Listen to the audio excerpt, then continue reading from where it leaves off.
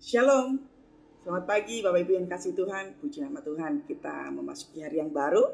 Tuhan Yesus baik dan selalu baik. Kita doa dulu sebelum kita saat teduh. Tuhan, terima kasih, kami mengucap syukur kepadamu Tuhan untuk segala kebaikan-Mu, untuk setiap kemurahan-Mu Tuhan. Kami boleh memasuki hari yang baru. Terima kasih Yesus untuk penyertaan dan kebaikan-Mu Tuhan, sehingga kami boleh memasuki hari yang baru, hari yang penuh rahmat ini. Kami mau saat teduh, kami mau duduk sebagai seorang murid, urapi setiap kami, berkati rumah kami, damai sejahtera Tuhan turun. Dalam nama Tuhan Yesus. Haleluya. Amin. Amin. Haleluya. Apa kabar saudara? Saya percaya keadaan kita dahsyat dan luar biasa. Amin. Tema kita hari ini adalah tahan uji, tahan banting. Ya.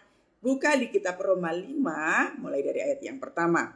Roma 5 mulai dari ayat yang pertama. Ya, judul perikop dari firman Tuhan ini adalah hasil pembenaran. Puji nama Tuhan.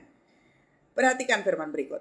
Sebab itu, kita yang dibenarkan oleh iman, kita hidup dalam damai sejahtera Allah oleh karena Tuhan kita Yesus Kristus. Oleh Dia kita juga beroleh jalan masuk oleh iman kepada kasih karunia ini. Di dalam kasih karunia ini kita berdiri dan kita bermegah dalam pengharapan akan menerima kemuliaan Allah. Dan bukan hanya itu saja, kita malah bermegah juga dalam kesengsaraan kita. Karena kita tahu bahwa kesengsaraan itu menimbulkan ketekunan. Dan ketekunan menimbulkan tahan uji. Dan tahan uji menimbulkan pengharapan. Dan pengharapan tidak mengecewakan karena kasih Allah telah dicurahkan di dalam hati kita oleh Roh Kudus yang telah dikaruniakan kepada kita. Sampai di sini dulu. Perhatikan ayat yang pertama, saudara ya. Sebab itu, dimulai dari kata sebab itu. Berarti ada satu alasan tersendiri bahwa tidak ada yang dapat kita pakai iman dengan sembarangan. Tidak bisa kita mengatakan kita beriman, kita percaya, kita yakin tanpa ada ujian. Banyak orang mudah untuk mengatakan aku beriman, aku yakin pasti terjadi. Tetapi begitu kenyataannya tidak terjadi, maka imannya goyah. Oleh sebab itu, ada diawali dengan kata sebab itu. Ada pengujian, ada keyakinan yang perlu diuji, benarkah itu ada di dalam kita. Perhatikan. Sebab itu kita dibenarkan karena iman. Jadi iman itu timbul dari apa? Pendengaran. Apa yang ada di dalam isi pikiran kita, itu yang membentuk iman kita. Apa yang ada di dalam hati kita, itu yang membentuk iman kita. Oleh sebab itu dikatakan bahwa iman oleh karena mendengar firman Tuhan. Seringkali apa yang kita dengar itu menentukan apa yang akan kita lakukan. Apa yang kita dengar juga menentukan kita akan berkeputusan seperti apa. Apa yang kita dengar juga membuat kita bagaimana kita seharusnya melangkah. Penting sekali apa kita dengar hari-hari ini apa. Semua orang juga sedang mengalami hal-hal yang susah. Itu penting sekali kita mendengar apa di dalam telinga kita. Ketakutankah, kekhawatirankah, berita-berita tidak baik, kabar-kabar yang tidak menyenangkan, itu penting sekali untuk kita bisa melihat bagaimana kualitas keimanan kita akan terbentuk. Perhatikan, kita dibenarkan oleh iman. Jadi waktu kita berkata bahwa aku beriman, syarat utamanya adalah dibenarkan terlebih dahulu. Hidup benar, bukan hidup baik. Benar tidak sama dengan baik. Orang baik belum tentu benar, tapi orang benar pasti baik. Apa beda dari benar dan baik? Berbuat baik, semua orang bisa berbuat baik, tapi belum tentu semuanya itu benar di mata Tuhan. Tetapi jika kita melakukan kebenaran, yaitu firman Tuhan itu sendiri, pasti di dalamnya ada kebaikan.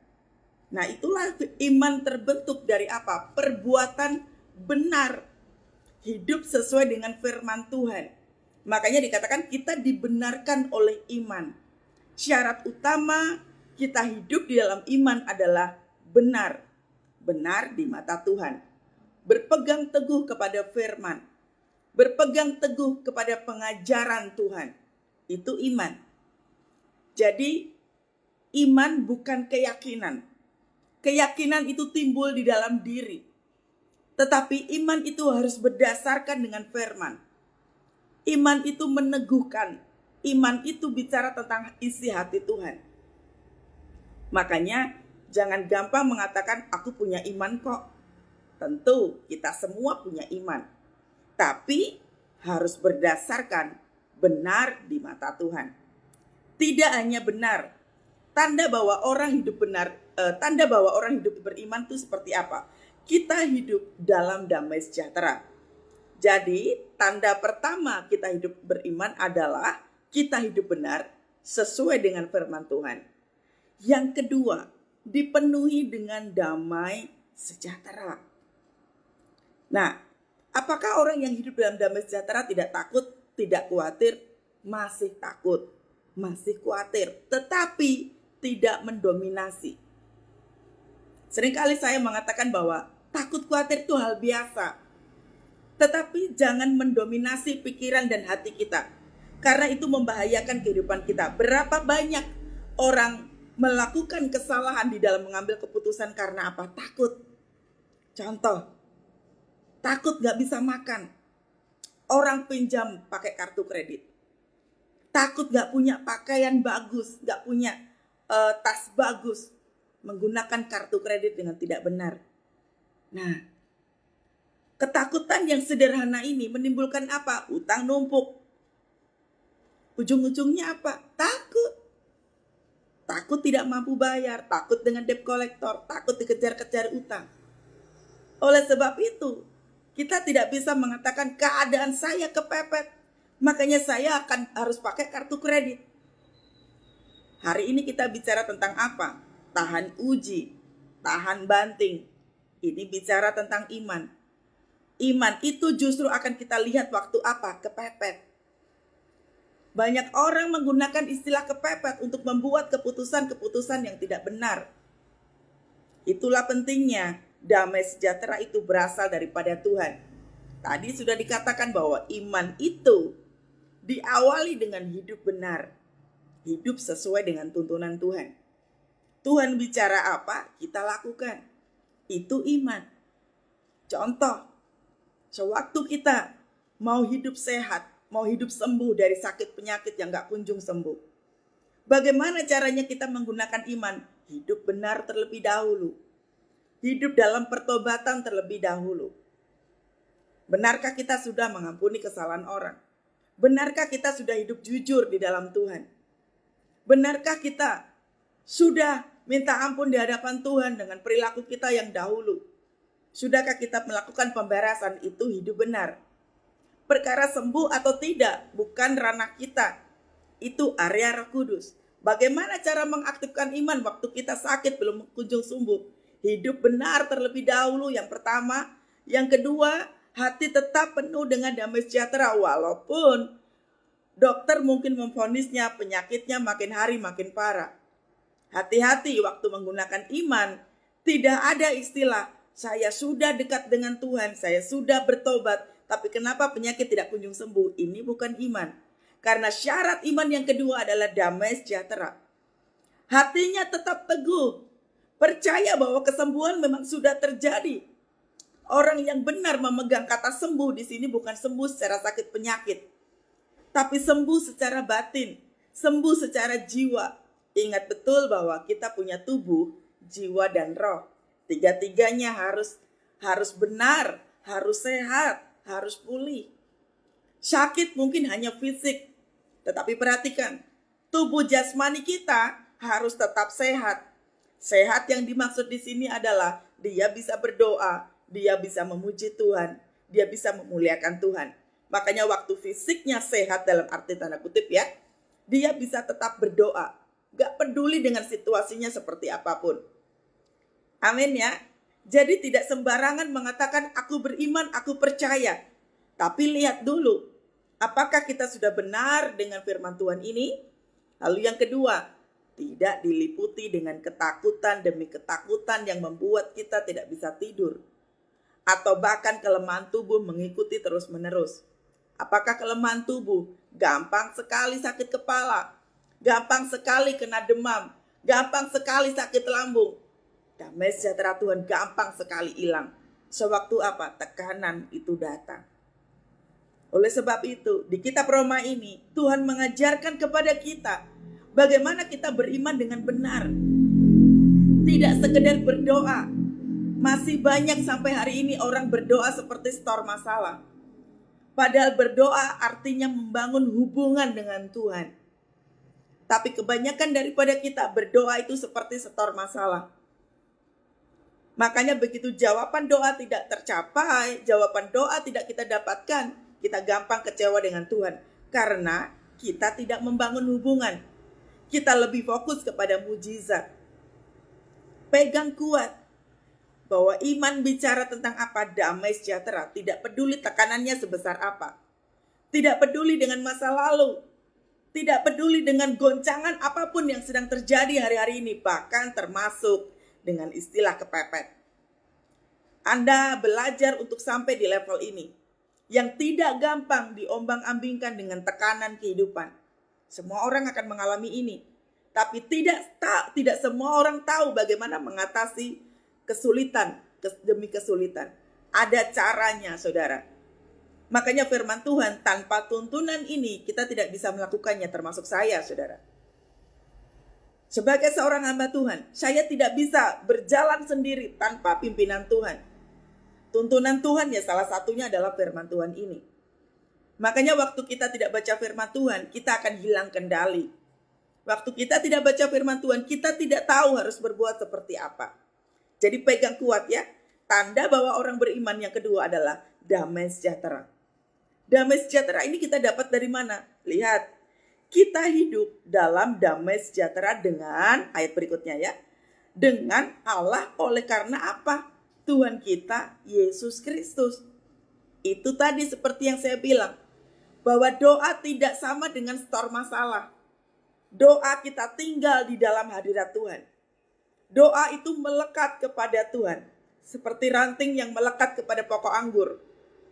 Melekat, bayangkan kalau ranting sampai patah, dia bisa mengalami kematian tidak?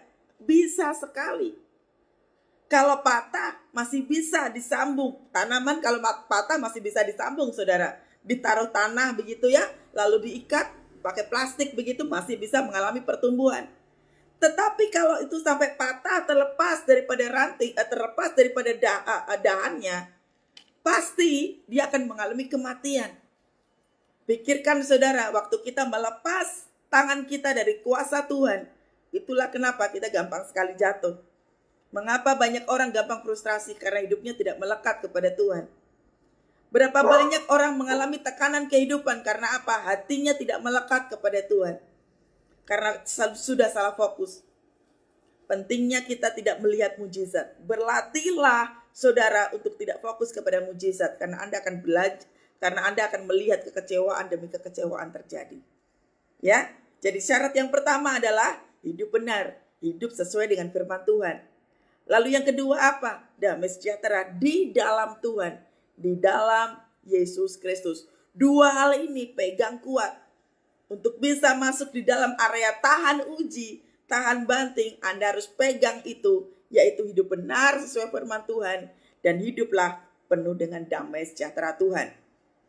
Damai sejahtera Tuhan itu tidak peduli juga dengan situasi yang ada. Mungkin kita tinggal dengan orang toksik. Mungkin kita tinggal dengan orang yang menyebalkan. Mungkin kita tinggal atau berhadapan dengan orang-orang yang membuat kita marah, yang membuat kita tersinggung, yang membuat kita belajar untuk tidak berada di area itu. Dalam maksudnya adalah waktu orang marah dengan kita, belajar untuk kita diam dulu. Waktu kita tinggal dengan mertua, kita mungkin sebel, banyak sekali sampai hari ini DM masuk. Orang kecewa dengan mertuanya. Saudara, mertua sama dengan orang tua. Mereka adalah orang tua kita juga. Belajar di area ini untuk kita tetap penuh dengan damai sejahtera. Gesekan boleh terjadi, tapi tidak hilang damai sejahtera. Amin. Berjuanglah untuk terima damai sejahtera itu. Ayat yang berikutnya, ayat yang kedua dikatakan, oleh dia, nah lihat, oleh dia, kita juga beroleh jalan masuk oleh iman. Jalan masuk kemana? Oleh iman kepada kasih karunia ini. Hiduplah karena kasih karunia. Bukan hidup karena kita yang memperjuangkan. Beda sekali saudara. Sewaktu orang berjuang ngos-ngosan sampai penuh dengan tekanan, sampai ketakutan. Karena apa? Contoh, di hari Minggu kerja mati-matian. Hari Senin sampai hari Sabtu masih kerja mati-matian. Menggunakan kekuatannya sendiri. Berbeda dengan orang yang hidup karena kasih karunia Tuhan. Dia tahu waktu. Waktu bekerja ia akan bekerja. Waktu sabat ia akan sabat. Waktu dia harus berhenti untuk dirinya sendiri, dia tahu waktu. Karena dia tahu kasih karunia. Hidup oleh kasih karunia itu tidak sampai kita lelah secara fisik, secara emosional, apalagi secara roh. Waktunya kerja. Sudah selesai saudara. Tidak dengan mati-matian, hari Minggu pun rela tidak pergi ibadah. Demi apa? Bayar utang misalnya. Atau demi uang. Atau kita tidak ibadah demi apa? Demi supaya bisa berlibur. Kita lupa bahwa hiduplah karena kasih karunia Tuhan. Kita dikasih berkat untuk kita nikmati. Tapi jangan sampai berkat itu membuat hubungan kita jauh daripada Tuhan. Jangan sampai apa yang kita kerjakan, kita punya pekerjaan, tapi pekerjaan itu membuat kita jauh daripada Tuhan. Berkat jangan berubah jadi kutuk. Kehidupan kita jangan berubah menjadi kutuk. Kerja mati-matian, saudara. Padahal kita dikasih karunia apa? Karunia menikmati. Karunia untuk memperoleh. Karunia untuk mendapatkan. Makanya penting sekali dikatakan di sini toh, oleh dia kita beroleh jalan masuk. Mengapa banyak orang ketakutan susah bayar utang sampai dia kerja mati-matian? Dia tidak tinggal di dalam hadirat Tuhan. Ayat yang pertama dapatin dulu. Hidup benar di dalam Tuhan, penuh dengan damai sejahtera. Orang yang penuh dengan damai sejahtera tidak ketakutan. Makanya ambil keputusan gak sembrono. Bukan kita kerja keras terus menerus sampai kita kehilangan kekuatan Tuhan. Itu sudah salah. Kasih karunia yang diberikan kepada Tuhan kita sia-siakan. Tuhan sudah katakan janganlah kamu khawatir tentang apa yang kau pakai, apa yang kau makan, apa yang kau minum. Ini tidak hanya sekedar bicara tentang makanan, minuman atau pakaian. Tidak hanya sekedar itu saudara. Seringkali kita lebih memilih takut dan khawatir. Padahal Tuhan sudah kasih karunia apa? Menikmati semuanya itu. Kalau Tuhan berikan kita damai sejahtera, nikmati saja damai sejahtera. Pentingnya kita melakukan pujian penyembahan. Supaya apa? Ada ketentraman. Ada hati yang teguh. Kemarin saudara, saya bersama teman-teman begitu ya. Naik ke menara doa di Sentul. Semua orang, termasuk saya, punya pergumulan masing-masing. Saya contohnya. Sekalipun pergumulan yang ada di hadapan saya itu begitu berat, tapi saya tidak pernah mengatakan bahwa persoalan saya berat. Sekalipun sudah jatuh tempo, tapi saya melatih diri saya untuk tidak takut.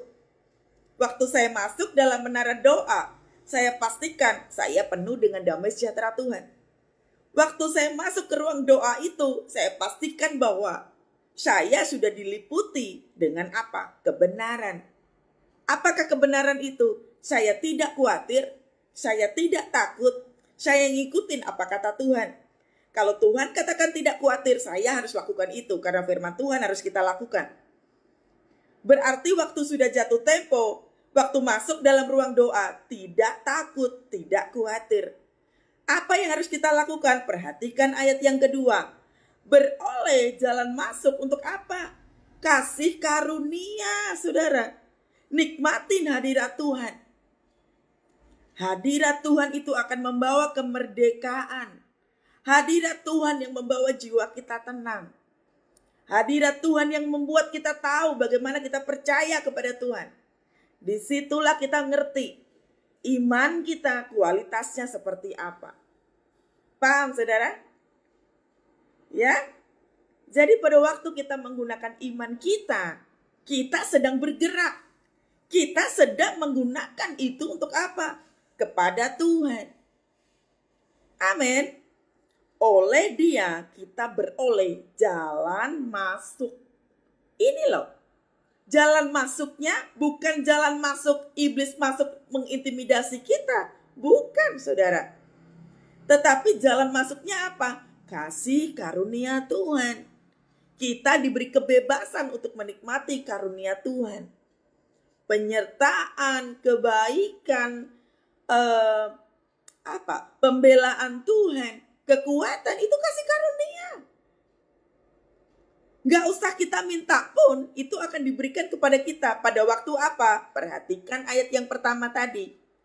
Benar, melakukan firman Tuhan dan damai sejahtera. Ayat yang pertama kita lakukan dulu. Lalu kemudian ayat yang kedua itu membuka akses supaya apa? Roh Kudus yang masuk dalam kehidupan kita. Jadi perhatikan. Sewaktu iblis mengintimidasi kita, berarti kita buka akses apa, saudara? Ketakutan, toh? Membiarkan ketakutan itu melanda dalam hidup kita. Artinya kita tidak melekat kepada pokok anggur. Jadi harus bagaimana? Masuklah ke dalam hadirat Tuhan. Supaya engkau beroleh kebenaran. Supaya engkau beroleh damai sejahtera. Sesederhana itu, saudara. Sesungguhnya tidak ada istilah persoalan saya berat sekali. Saya tidak mampu menjalani semuanya itu karena tidak tahu caranya seperti apa. Pentingnya kita membaca firman Tuhan supaya tahu tuntunan Tuhan. Kalau Tuhan katakan, kuatkanlah dan teguhkanlah hatimu. Maka ada suatu perintah bahwa kita harus menguatkan diri kita.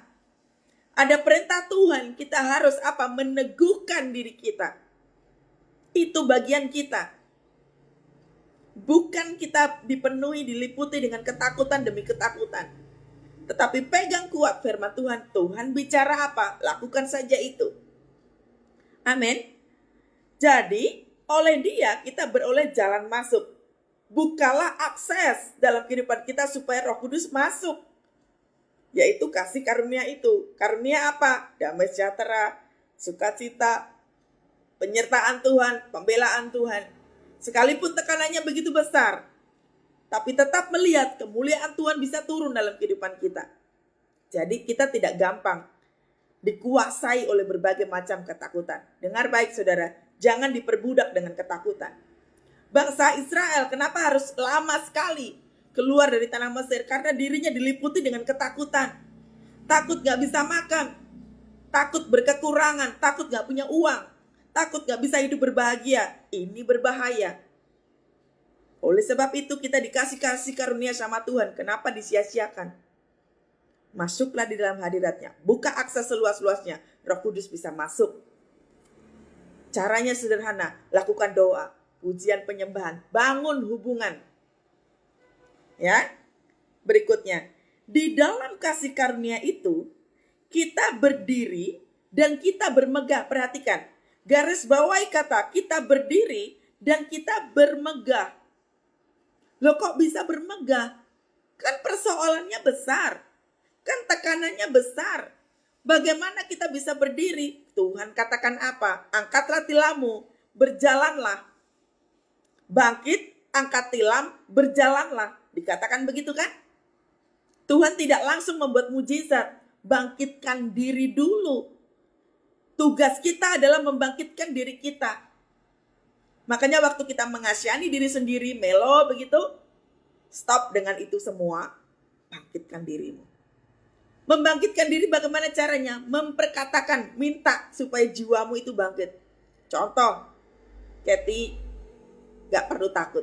Ayo Kathy, semangat lagi. Tuhan pasti bisa tolong kok. Ini membangkitkan.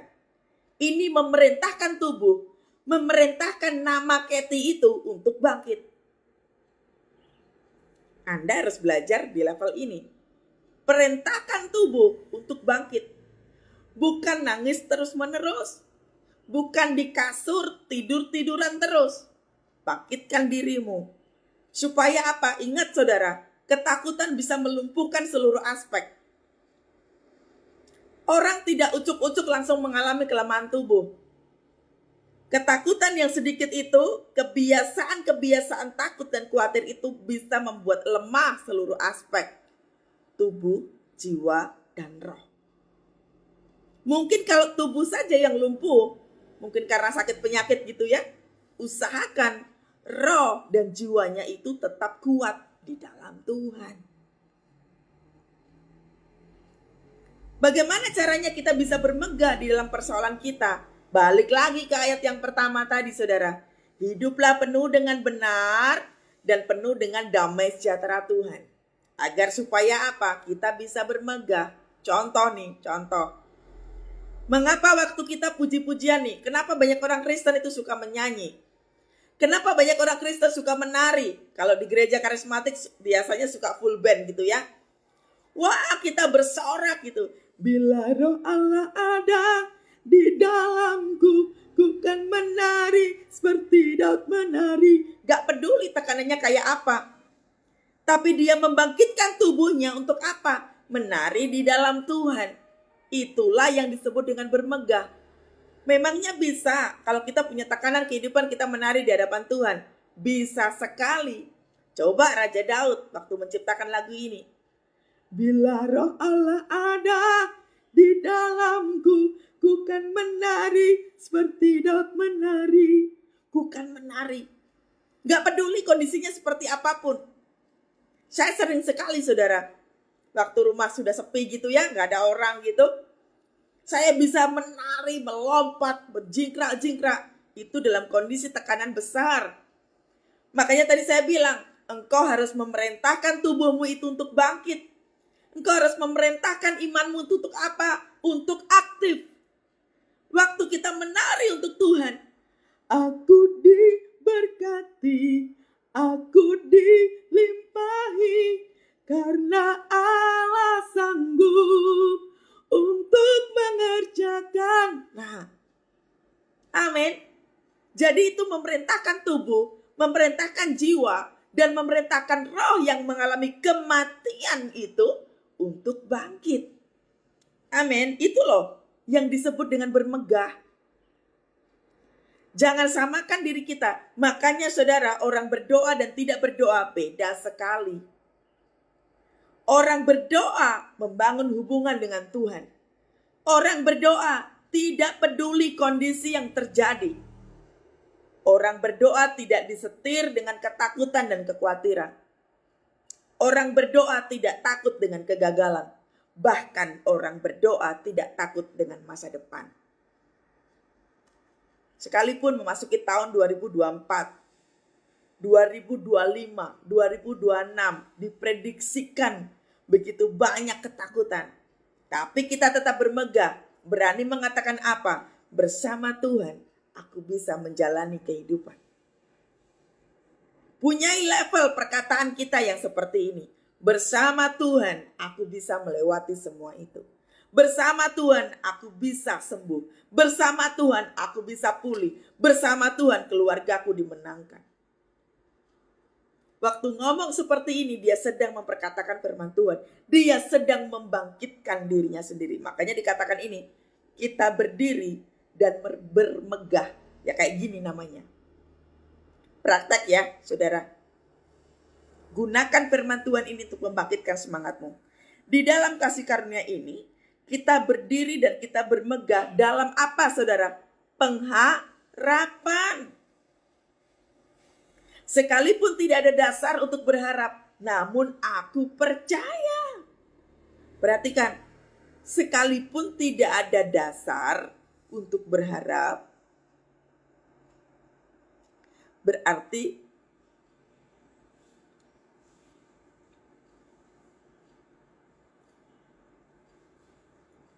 ada yang sakit lambung ya saudara ya. Saya merasakan sekali, banyak sekali orang mengalami tekanan sampai lambungmu sakit. Perhatikan firman Tuhan ini. Engkau yang sakit lambung karena ketakutan, karena banyak frustrasi, Tuhan katakan, bermegahlah di dalam pengharapan. Sekalipun tidak ada dasar untuk berharap, namun aku percaya. Gak perlu sakit lambung, saudara.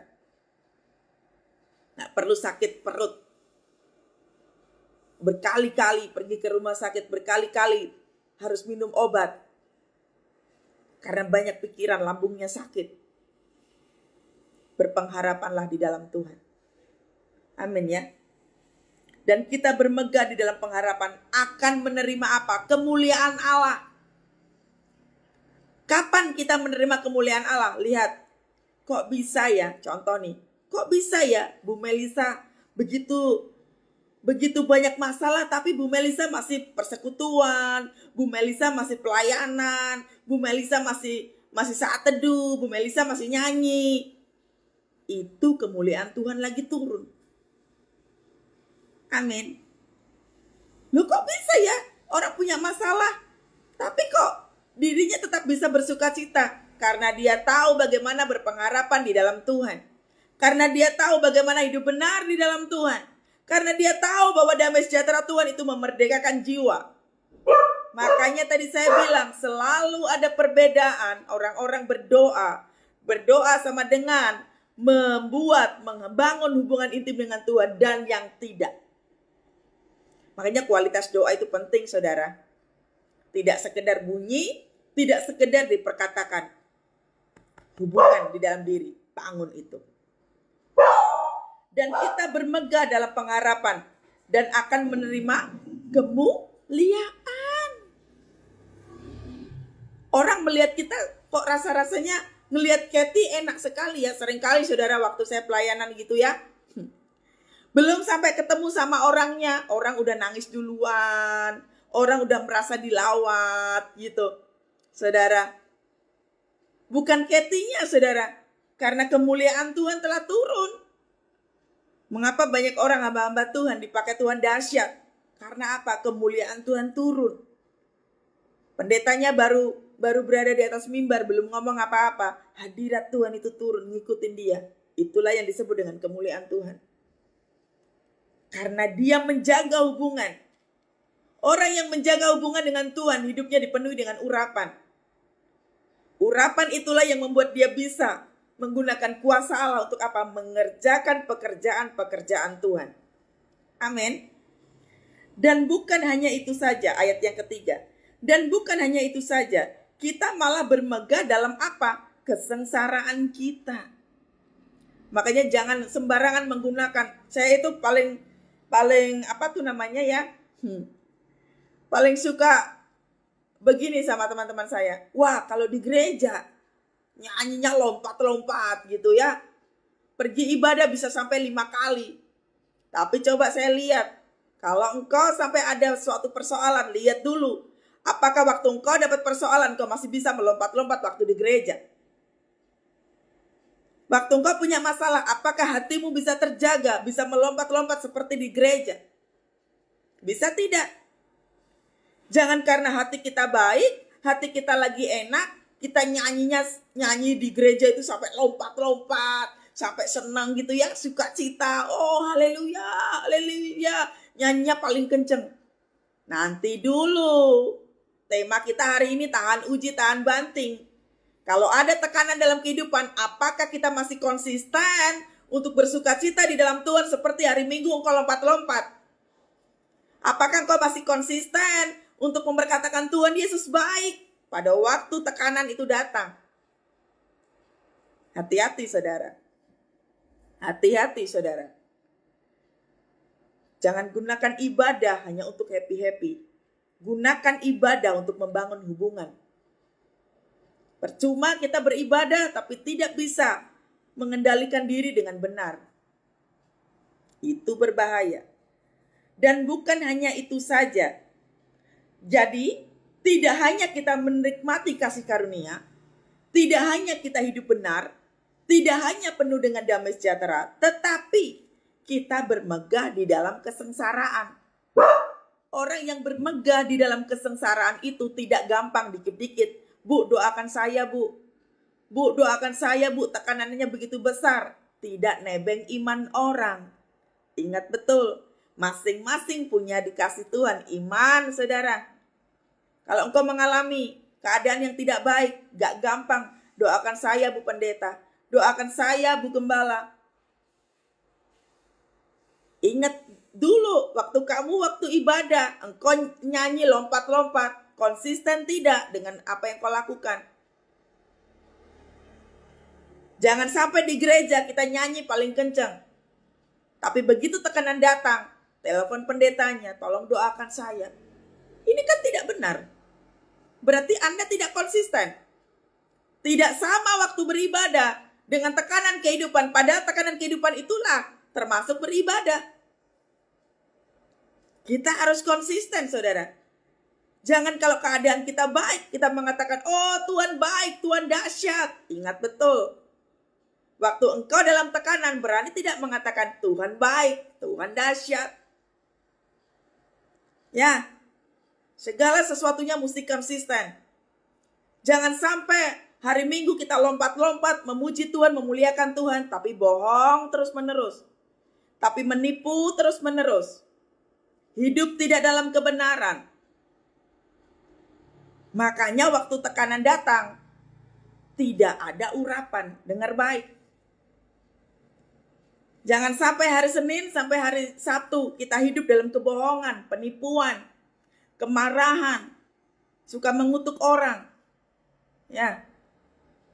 Kita tidak mau mengampuni kesalahan orang. Kita melakukan banyak dosa.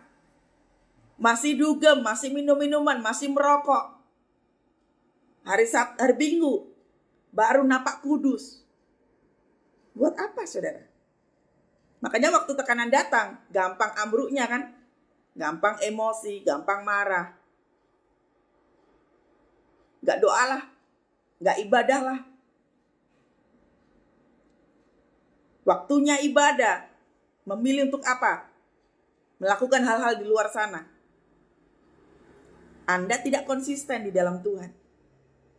Hanya hari Minggu aja lompat-lompat. Tapi giliran tekanan datang, aku enggak doa-doaan. Percuma berdoa, Tuhan tidak jawab. Ini kan tidak konsisten. Makanya kenapa banyak sekali orang mengalami kekecewaan dengan Tuhan? Karena tidak konsisten. Waktu hari Minggu nyanyi. Ya. Ngikutin lirik, dihafal liriknya. Padahal ibadah yang sebenar-benarnya bukan tentang hari Minggu. Tapi dari Senin sampai hari Sabtu, termasuk hari Minggu, perilaku kita itu pun beribadah. Percuma kita bekerja memalsukan tanda tangan, memalsukan bill, memalsukan nota. Hari Minggu lalu kita mengatakan, Holy, holy are you Lord God Almighty. Iblisnya tertawa, saudara. Jangan main-main dengan kekristenan. Kalau engkau main-main dengan kekristenan, percuma dengan semua ibadah yang ada. Makanya dilihat itu. Begitu tekanan datang, akan nampak kualitas iman kita sebesar apa. Sekuat apa. Kita Roma di pasal yang kelima ini bicara tentang tahan uji, tahan banting. Jangan gampang mengatakan, aku kuat di dalam Tuhan. Nanti dulu, lihat dulu. Ya, lihat. Makanya dikatakan kita malah bermegah dalam kesengsaraan.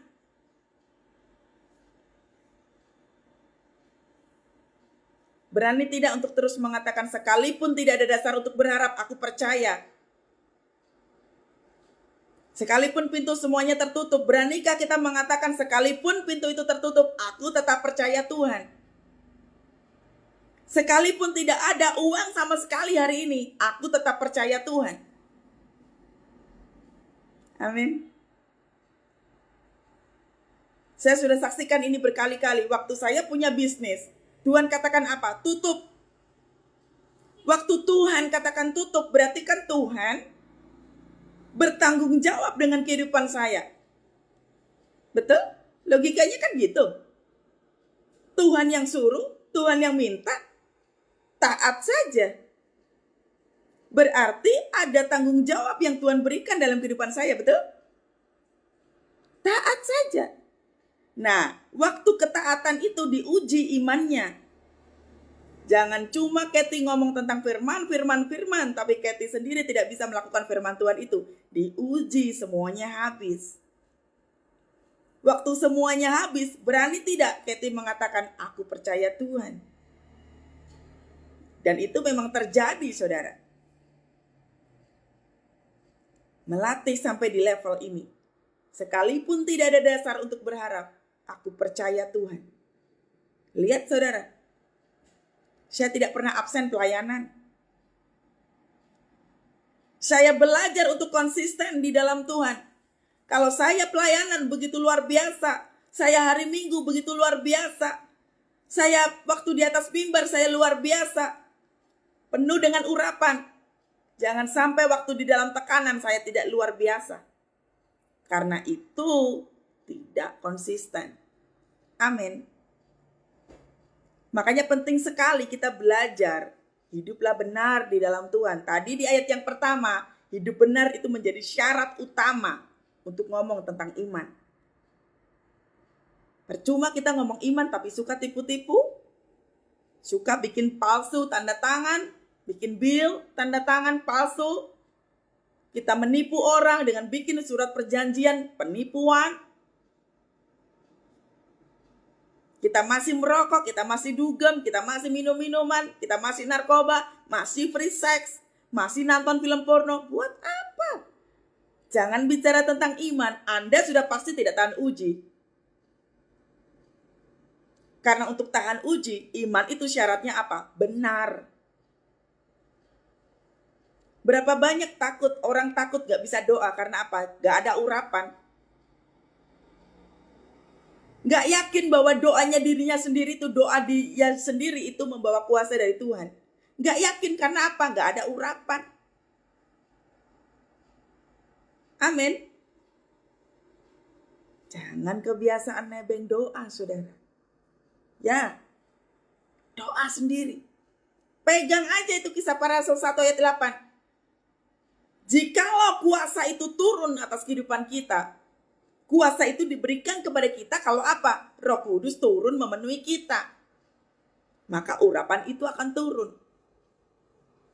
Ya. Jadi, kita bermegah dalam apa? Kesengsaraan kita. Anda sengsara dalam hal apa? Makanya saudara, saya belajar sampai hari ini. Saya tidak pernah mengatakan, saya nggak punya uang. Saya tidak pernah mengatakan begitu. Saya menolak mengatakan bokek, gak punya uang, tanggal tua, no way. Saya tidak akan pernah ngomong begitu. Saya tidak akan pernah mengatakan nanti kalau saya dapat berkat, saya akan begini. No, saya tidak mau mengatakan begitu. Bahkan saya tidak pernah mau mengatakan bahwa saya lagi sengsara. Tuhan lagi uji saya. No, saya tidak pernah mau mengatakan begitu, saudara. Hati-hati. Perkataan kita itu membuat kita salah langkah. Kalau kita ngomongnya salah berkeputusan. Penting sekali. Kalau kita pagi-pagi bangun, kita mengatakan Tuhan terima kasih untuk hari yang baru, untuk rahmat baru. Kalau sudah tahu bahwa Tuhan memberikan kita hari baru, rahmat baru, berkatilah hari itu. Jangan kau katakan sial, gue lagi apes, gue lagi kere. Sadar tidak saudara? Itu mempermalukan Tuhan. Selalu baru setiap pagi, besar setiamu Tuhan, besar setiamu. Jangan permalukan Tuhan. Bukan berarti kalau kita sekarang hari ini gak ada, bukan berarti Tuhan gak berkati kita. Ingat, berkat tidak bicara tentang materi. Engkau sehat, engkau damai sejahtera, engkau bisa tidur nyenyak, engkau bisa makan enak, tubuhmu sehat, jiwamu bersukacita, itu berkat yang sesungguhnya. Banyak orang salah menilai kata berkat. Berkat itu bukan materi, saudara. Berapa banyak sekarang begini. Kalau orang mengatakan bahwa orang gak punya uang, nggak berbahagia. Coba saudara, berapa banyak orang yang konseling sama saya itu orang-orang kaya, raya. Itu artinya kekayaan tidak menjamin bahwa hidupnya bahagia, toh?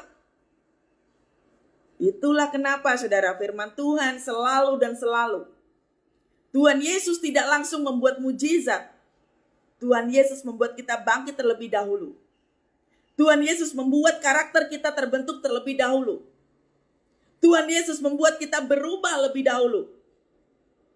Bejana itu bukan bejana yang kosong, tapi bejana yang luar biasa, yang kuat, yang kokoh, yang gak gampang bocor. Itu bejana. Tuhan lagi siapkan itu dalam kehidupan kita. Itu jauh lebih penting. Bukan tentang mujizat. Ya. Jadi hiduplah dipenuhi dengan berkat Tuhan. Berkat Tuhan bicara tentang apa? Damai sejahtera. Sukacita. Makanya tadi seperti saya bilang, saya sering sekali melompat-lompat menari. Bila roh Allah ada di dalamku, ku kan menari seperti Daud menari. Ku kan menari, ku kan menari, ku kan menari seperti Daud menari. Jangan menari nunggu semuanya baik. Jangan menari menunggu semuanya pulih dulu. Bukan itu saudara poinnya. Untuk tahan uji, tahan banting, tidak bicara tentang semuanya pulih sempurna dulu. Ingat bahwa tiap hari kita diperhadapkan dengan peperangan, dan peperangan itu selalu baru. Gak ada peperangan kalau kita tidak akan pernah menuai apapun tanpa peperangan. Ingat saudara, setiap hari kita diperhadapkan dengan peperangan. Apakah peperangan? Peperangan adalah situasi yang kita hadapi, yang kita perlu senjata perlengkapan Allah. Untuk apa? Melawan, seperti minggu kemarin kita bicara tentang apa? Penguasa-penguasa di udara, pemerintah-pemerintah, penghulu-penghulu. Bicara tentang apa? Roh jahat. Kendalikan semuanya itu. Amin. Ya. Makanya waktu kita lagi datang kepada Tuhan, banyaklah nyembah Tuhan, saudara. Jangan melulu kok katakan, Tuhan tolong saya, Tuhan ini gimana, saya takut, Tuhan ini. Kualitas doanya rubah. Jangan penuh dengan ketakutan. Doa itu bukan takut, saudara. Masuk dalam hadirat Tuhan itu penuh dengan damai sejahtera. Pujilah Tuhan jiwaku. Itu kata Mazmur. Pujilah dia dengan segenap hati. Makanya saya itu paling sedikit kalau suruh doa, saudara. Saya lebih banyak nyembah Tuhan. Karena apa? Ada kuasa di dalam pujian penyembahan. Kuasanya apa? Damai sejahtera. Banyak orang tuh menolak damai sejahtera. Maunya mujizat pemulihan, mujizat pemulihan. Anda salah. Banyak orang mengalami sakit-sakitan karena hilang damai sejahtera. Banyak orang mengalami kelemahan tubuh karena hilang damai sejahtera. Banyak orang frustrasi karena hilang damai sejahtera. Banyak orang bunuh diri karena hilang damai sejahtera. Banyak orang berkeputusan bercerai karena dia hilang damai sejahtera. Banyak orang berkeputusan dipinjol karena apa? Hilang damai sejahtera. Banyak orang tidak tahu kuasa daripada damai sejahtera. Nanti ya, di saat teduh, nanti kita akan bahas tentang kualitas kuasa daripada damai sejahtera itu. Banyak orang menyepelekan damai sejahtera. Kita itu lebih mementingkan tentang apa yang kita makan, apa yang kita pakai, apa yang kita minum. Kita lebih fokus ke situ, padahal itu salah besar. Damai sejahtera membuat kita tenang. Saya sudah berapa banyak saksikan, saudara. Hampir lebih daripada 4 tahun. Rekening saya di bawah 500.000. Banyak orang gak percaya. Terserah. Memang itu yang terjadi. Tapi coba lihat, saudara. Pernahkah saudara saya sampai cuti, sampai berminggu-minggu gitu gak pelayanan? Pelayanan tetap datang terus. Melakukan terus-menerus. Karena apa? Percaya. Orang percaya itu dipenuhi dengan damai sejahtera. Lakukan saja firman Tuhan. Coba saudara. Even saya nggak ada pekerjaan, saya nggak ada bisnis. Adakah saya berhutang? Berhutang bukan solusi. Sekalipun kepepet sekali, saya tidak menggunakan istilah kepepet untuk berhutang sembarangan. Kalaupun gak ada ya sudah. Kalaupun pertolongan itu tertutup, ya sudah. Tapi satu hal yang saya pegang, gak mungkin Tuhan membiarkan diri saya. Gak mungkin Tuhan membiarkan Anda semua. Makanya pegang kuat dulu. Ayat yang pertama tadi pegang dulu. Benar dulu, satu. Lalu yang kedua, penuhlah dengan damai sejahtera. Dua ini cukup, saudara. Masuklah sampai di level ini. Supaya apa? Dengan di level ini kita bisa bermegah di dalam kesengsaraan. Kita apa? Kita lihat, kita bermegah dalam kesengsaraan. Supaya apa? Karena kesengsaraan, kita tahu bahwa kesengsaraan itu menimbulkan apa? Ketekunan. Tiba-tiba kita jadi suka nyembah. Tiba-tiba kita suka baca firman Tuhan. Itu tekun. Tekun mengupgrade diri. Yang biasanya suka ngomong negatif. Belajar untuk berkata-kata yang benar. Bahwa Tuhanlah the way of the maker. Ya enggak? Dialah sang pembuat mujizat itu. Mujizat masih ada. Memang betul mujizat masih ada, tapi jangan fokus ke situ. Engkau cukup menaruh tanganmu di dada begini, Tuhan aku percaya Engkau pegang kendali. Itu yang sering kali saya lakukan, saudara. Jangan sampai ada kelemahan tubuh. Kelemahan tubuh yang pertama apa? Biasanya sakit kepala. Yang kedua biasanya lambungnya sakit. Yang ketiga dadanya sakit. Itu tanda umum kelemahan tubuh. Kesusahan tidur. Gak punya gairah. Hilang minat. Gak ada semangat. Itu kelemahan tubuh. Kesengsaraan menimbulkan ketekunan. Bukan kesengsaraan menghasilkan kelemahan tubuh. Anda harus berani bahwa Tuhan sanggup membalikkan keadaan. Bukan tekanan menghasilkan kelemahan tubuh. Tapi lihat katakan. Kesengsaraan menimbulkan ketekunan. Giatlah dalam doa, pujian, penyembahan. Gak masalah saudara. Gak punya apa-apa gak masalah. Amin. Kalaupun engkau kesusahan dalam bayar sekolah buat anak. Nanti dulu, doalah dulu dengan kuat. Jangan setir Tuhan. Tunggu Tuhan bicara apa. Jangan buat keputusan apapun yang sembrono. Tunggu dulu Tuhan bicara apa. Amin. Kita bermegah. Oleh karena itu kesengsaraan menimbulkan ketekunan. Bangunlah pagi-pagi. Saya paling bosan kalau ada jemaat mengatakan, saya susah bangun pagi bu, saya capek bu, saya ini cepat-cepat untuk melakukan ini. Lalu tiba-tiba Anda mengatakan, doakan saya bu supaya saya kuat. Hello. Anda nyalakan api dalam rumah tiap hari. Doa. Amin. Pujian penyembahan. Nyalakan api Tuhan. Makanya pelajari kitab Hagai 1. Pasal yang pertama itu saudara ya. Baca itu. Apa yang menyebabkan kita itu mengalami kesengsaraan dalam tubuh, jiwa, dan roh. Karena kitab Hagai 1, pasal 1 itu kita lupa. Kita suka skip. Akibat-akibat dari kemalasan untuk saat teduh, untuk melakukan pujian penyembahan, tidak membaca, tidak menyalakan api Tuhan, itu yang terjadi. Kesengsaraan. Jadi, kesengsaraan menimbulkan ketekunan. Dan ketekunan, ayat yang keempat. Dan ketekunan menimbulkan apa? Ini dia. Tahan uji. Jadi sesederhana itu saudara. Sewaktu kita mengatakan, masih ingat yang komen di Instagram saya saudara?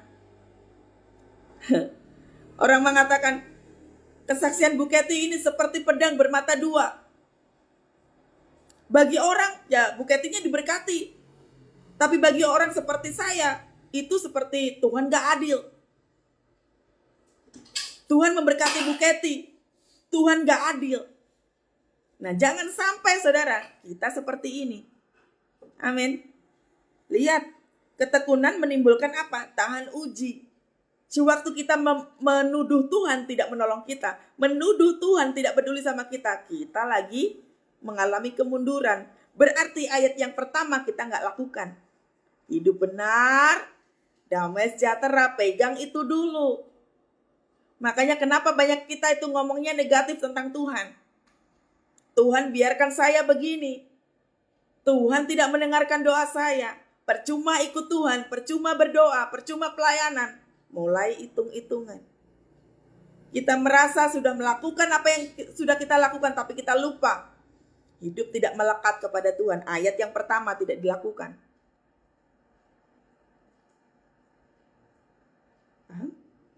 Mengapa banyak bangsa Israel mengalami kesusahan selama berpuluh-puluh tahun? Harusnya kan gak susah. Tapi dia menoleh ke belakang terus menerus. Pengen makan daging, pengen makan enak. Pengen semuanya disediakan. Tapi apa? Diperbudak. Pegang ini saudara. Mengapa banyak orang hari ini mengalami sakit penyakit gak kunjung sembuh? Karena apa? Banyak pikiran. Gak bisa tidur. Loh kok rugi sekali? Rugi saudara. Dulu saya gak ngerti tentang firman Tuhan ini. Saya pun gak bisa tidur sampai bertahun-tahun. Saya kerja mati-matian untuk perubahan kehidupan. Gak ada perubahan tuh. Tapi pegang kuat dulu. Ini dia. Ketekunan menimbulkan tahan uji. Jadi waktu kita gak tahan uji berarti kita tidak melakukan firman yang pertama, ayat yang pertama. Lalu yang kedua, kita tidak bermegah, yang artinya apa? Tanpa ucapan syukur, percuma kita hidup. Yang ada kita apa? Menghujat Tuhan.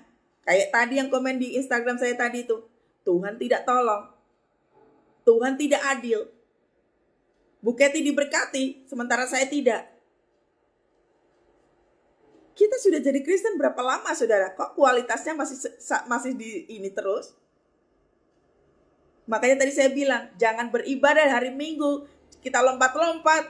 Kita nyanyiak kenceng banget. Tapi di hari Senin sampai hari Sabtu kita tidak melakukannya. Kan itu gak konsisten. Ya. Amin ya. Sudah ngerti ya posisi kita ada di mana sekarang? Dan ketekunan menimbulkan tahan uji. Lihat. Tahan uji menimbulkan pengharapan. Ingat kesaksian saya saudara, waktu debt collector ada di depan rumah saya, apa yang saya lakukan? Di dalam kamar, saya bersembunyi, saya nyembah Tuhan. Kenapa kok saya nyembah Tuhan? Karena tubuh saya mengalami ketakutan. Jiwa saya mengalami ketakutan. Kalau tubuh dan jiwa mengalami ketakutan, hati-hati. Rohnya bisa ambruk. Makanya yang saya lakukan apa? Bersembunyi di dalam kamar, nyembah Tuhan. Biarkan Tuhan yang kerja, saudara. Nanti Roh Kudus akan kerja dengan caranya. Kita nyenengin hati Tuhan. Kan kita udah salah nih. Siapa suruh kita utang? Ya kan? Siapa suruh Kety utang? Berarti kalau sudah kepentok kayak begitu, kepepet seperti itu, bersembunyilah di balik kuasa salib Yesus. Nyembah Tuhan saja. Muliakan Tuhan saja. Kan gak tahu caranya. Saya kan gak tahu bagaimana menghadapi debt collector. Debt collectornya kualaknya setengah mati begitu. Bisa merontokkan iman saya. Makanya apa yang saya lakukan? Bersembunyi. Lihat, tahan uji menimbulkan apa? Pengharapan. Waktu nyembah Tuhan ada pengharapan. Tuhan, Kaulah pengharapanku. Ku percaya hanya kepadamu. Ini pujian. Kalau lirik lagu itu jangan dihafal, saudara. Pujian penyembahan itu seperti doa. Pujian penyembahan itu seperti menyalakan api. Jangan hanya dihafal lirik. Orang menciptakan pujian, lirik demi lirik ditulis itu karena apa? Pengalaman dia jalan bareng sama Tuhan. Amin. Ya. Dan ketekunan menimbulkan tahan uji. Kalau kita sudah tahan uji, pasti kita memegang ada pengharapan. Harapan itu ada dan masa depanmu tidak akan hilang. Perintahkan kepada jiwamu, jangan takut dengan apa yang akan terjadi hari esok. Kesusahan sehari cukup untuk sehari.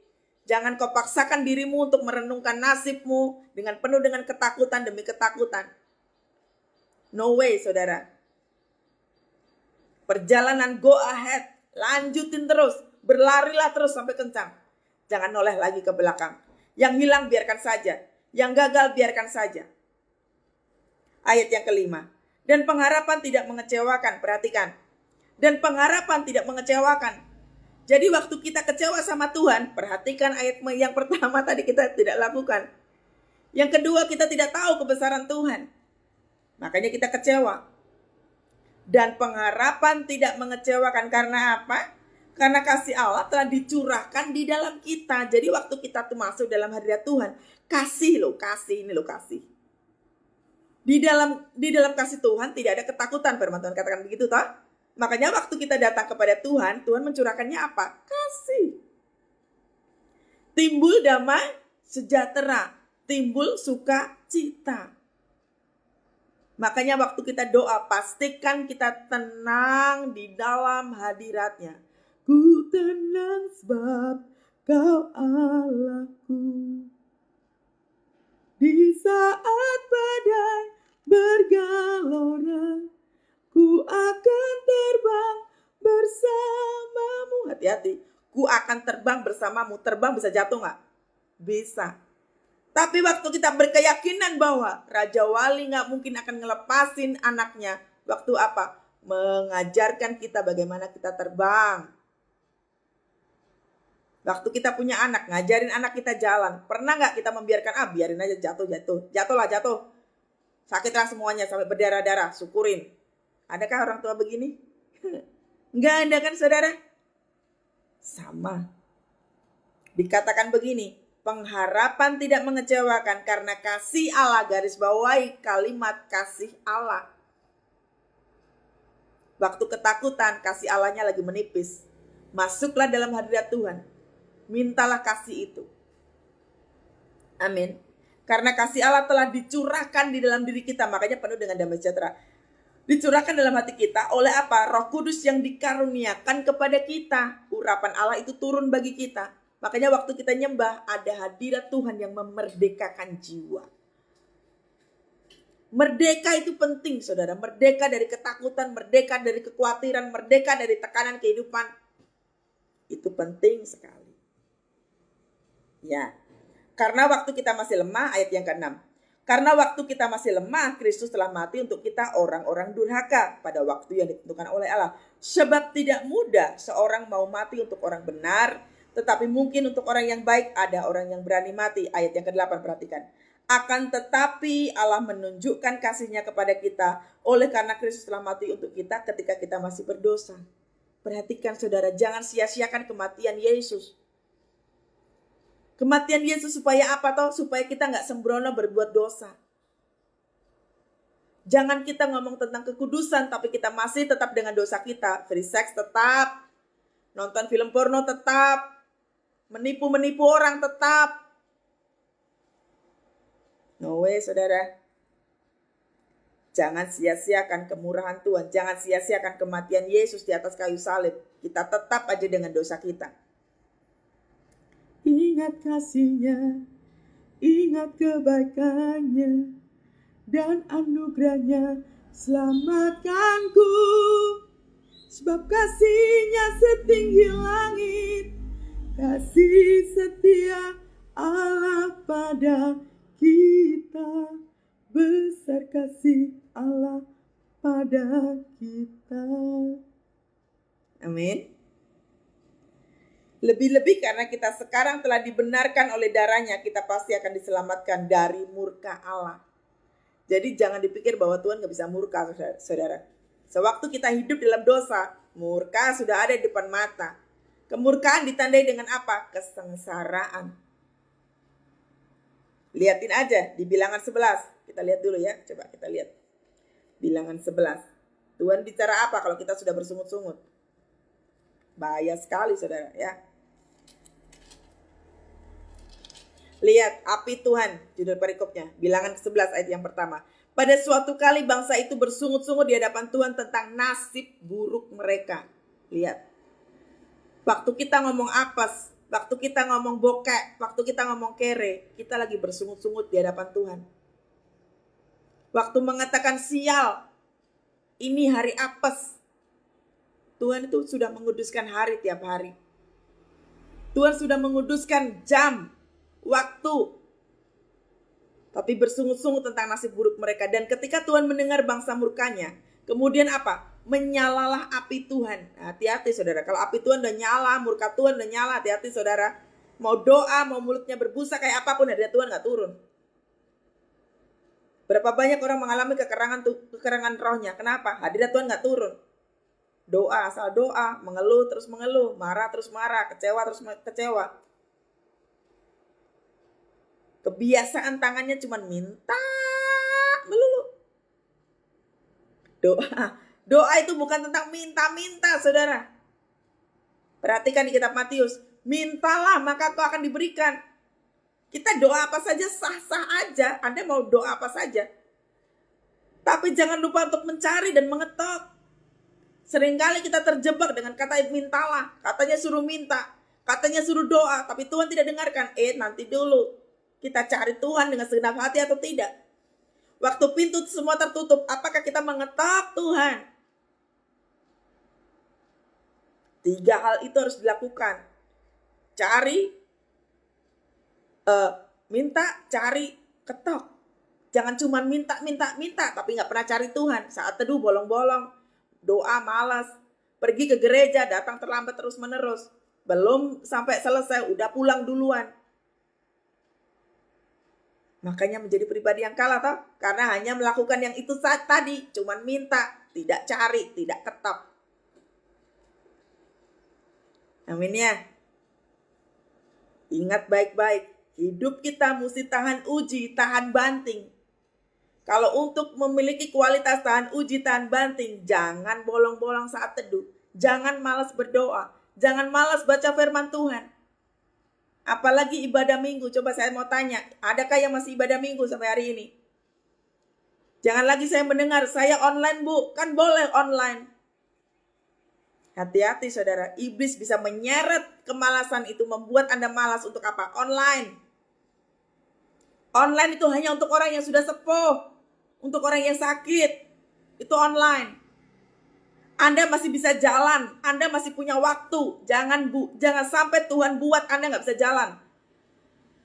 Jangan sampai Tuhan membuat Anda gak punya waktu, sampai gak bisa ibadah.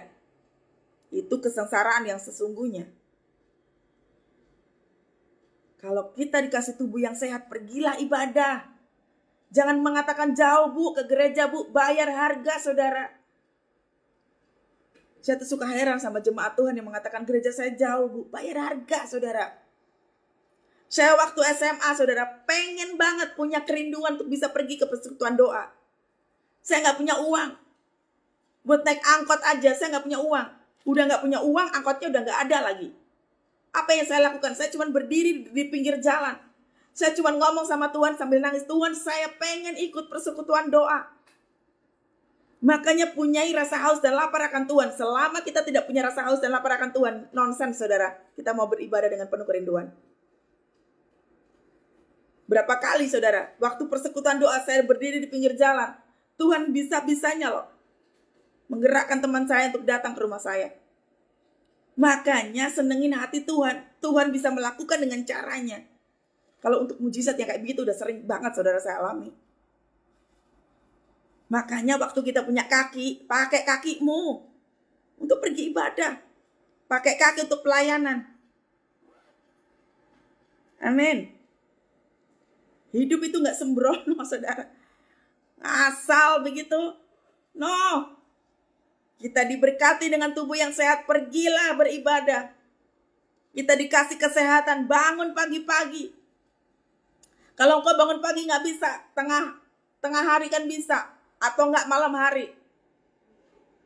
24 jam harus ada masa sabat dengan Tuhan. Jangan tidak saudara. Ya. Akan tetapi Allah menunjukkan kasih-Nya kepada kita. Lebih-lebih karena kita sekarang telah dibenarkan oleh darah-Nya, kita pasti akan diselamatkan dari murka Allah. Amin. Sudah. Saya selesai saudara. Jadi Bagaimana caranya kita tahan ujian banting? Yang pertama adalah hidup benar terlebih dahulu, melakukan firman Tuhan. Yang kedua, penuh dengan damai sejahtera Tuhan.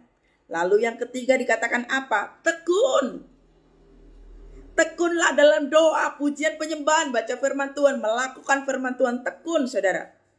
Lalu yang keempat, berpengharapan. Waktu kita berpengharapan, kita ngomongin tentang firman Tuhan. Firman Tuhan harus diperkatakan. Firman Tuhan harus dilakukan. Itu berpengharapan namanya. Ya, 4 hal itu lakukan saudara. Hidup benar, penuh dengan damai sejahtera. Yang ketiga adalah makin tekun. Yang keempat adalah berpengharapan. 4 hal ini lakukan. Amin. Ayo kita doa sama-sama.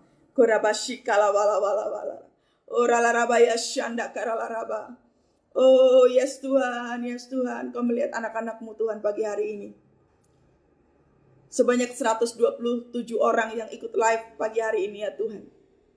Kami minta kekuatan baru turun bagi setiap kami. Biarlah kasih-Mu Kau alirkan bagi kami ya Tuhan.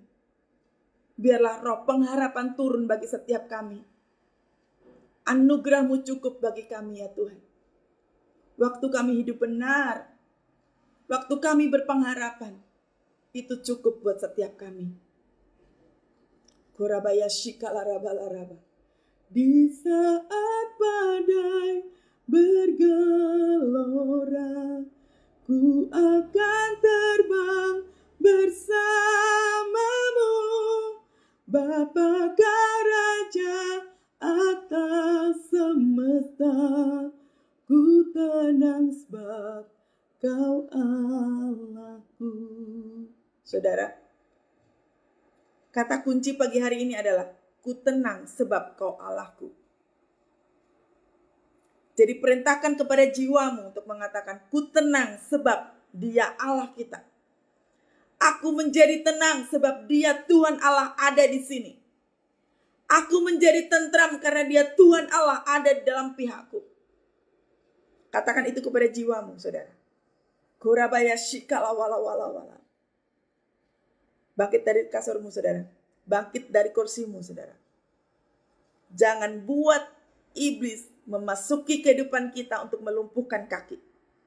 Bangun semangatmu pagi hari ini. Korabaya shikala wala. Terima kasih ya Tuhan, terima kasih. Biar kuasa-Mu turun memenuhi setiap kami pagi hari ini Tuhan. Terima kasih untuk firman-Mu ya Tuhan yang membangkitkan kami. Kami mau menang di dalam Tuhan. Kami mau tahan banting. Kami mau tahan uji. Biar firman-Mu bertumbuh dalam setiap kehidupan kami ya Tuhan. Kami percaya kuasa-Mu sedang bekerja. Terima kasih untuk hari baru. Terima kasih untuk penyertaan-Mu. Terima kasih untuk rahmat baru yang Tuhan berikan. Angkat tanganmu sama-sama saudara. Terimalah berkat daripada Allah, Bapa, Putra, dan Roh Kudus. Memenuhi kita semua pagi hari ini dan sampai selama-lamanya. Berkat Tuhan memenuhi kita semua. Apapun yang kita kerjakan, pekerjaan kita, bisnis usaha kita, bahkan ibu-ibu yang berumah tangga pun diurapi Tuhan, diberkati Tuhan. Diberkatilah tanganmu, diberkatilah pekerjaanmu, diberkati keluar masukmu. Urapan Tuhan turun memenuhi setiap kita. Mulai pagi hari dan selama-lamanya penyertaan Tuhan menyertaimu. Di dalam nama Tuhan Yesus. Haleluya, haleluya. Katakan sama-sama. Amin, haleluya. Selamat beraktivitas saudara. Tetap bersemangat di dalam Tuhan ya. Ingat, kasih-Nya menyertai kita semua. Shalom semuanya. Sampai ketemu besok jam 7. Tuhan Yesus memberkati.